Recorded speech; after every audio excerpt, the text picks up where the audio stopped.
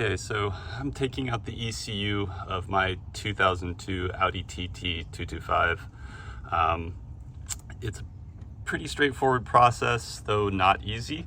In order to get there, you have to go under this plenum. And to do that, first, we have to take the windshield wipers off. So you're gonna pop this little cap. I've already done so. And then remove a 13mm nut.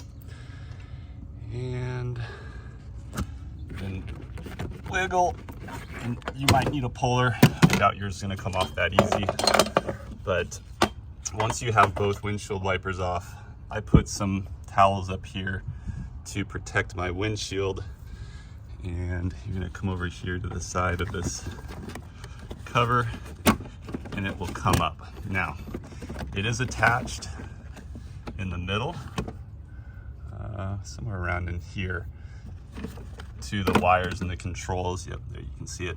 So you can take those off. I chose not to. I chose just to hold it up out of the way with a bungee cord.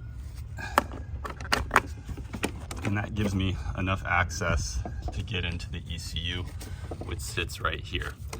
Now, the first step in the process is take out the air filter, and that's the cabin air filter. And then you're gonna remove this T30, I believe. Yep, T30 Torx. And that will allow you to remove this plastic piece, which gives you much better access to the ECU. All right, before you start messing with the ECU, make sure to disconnect the negative post on the battery. Okay, so the ECU is in this little cage, and the cage itself is on a mount. And in order to get it out, let me see if I can get something to point with.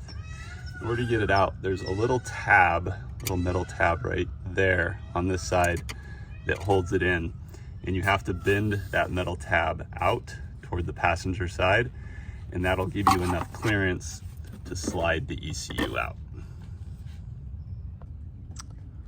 One thing I forgot to mention about removing the connectors, you see there's these two little posts on the female side of the connector. On this side, if you look in, you can see that if you pull this little it locks and unlocks on those posts. So you have to pull this out, hold it while you wiggle this off. And because of all this rubber and sealant in here, it takes some force and it takes some time just going back and forth, but eventually it will come off. So the ECU sits right in here. It does sit inside of this protective cage, and it's a little tricky to get it out of that cage. So I'm gonna kind of show you the reverse process so you can see what it looks like. So the ECU slides in here, like so. And when it's installed in the vehicle, there's a cable connector right here, and you can't take the cable off because it's got this protector over the top of it. So you have to take this whole assembly apart before you can slide it out and disconnect that cable. So all that has to be done while the unit is underneath.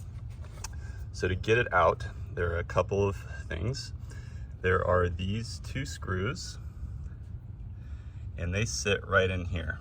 Now, as you notice, there's no place to put a screwdriver, but this is kind of soft lead, and I found that if you use a pair of tin snips, they're able to easily grip into that lead and turn it. They easily grip it in. The turning is not so easy, but eventually it will break loose because it does have some glue on it that doesn't allow that to happen. Now, on the underside, so this is going to be something like this here. And these two little holes are sitting on posts, and these posts are actually attached to the ECU. And on the back side of it, there's a T15 Torque. You're going to remove that T15 Torque from the back side, and most likely this little post is not going to come off immediately. You do have to grab a pair of pliers and just pop it a little bit because it sinks into the ECU here and it doesn't come out easily. So once you have all that out, you can remove this, you can slide the ECU out and remove that final connector.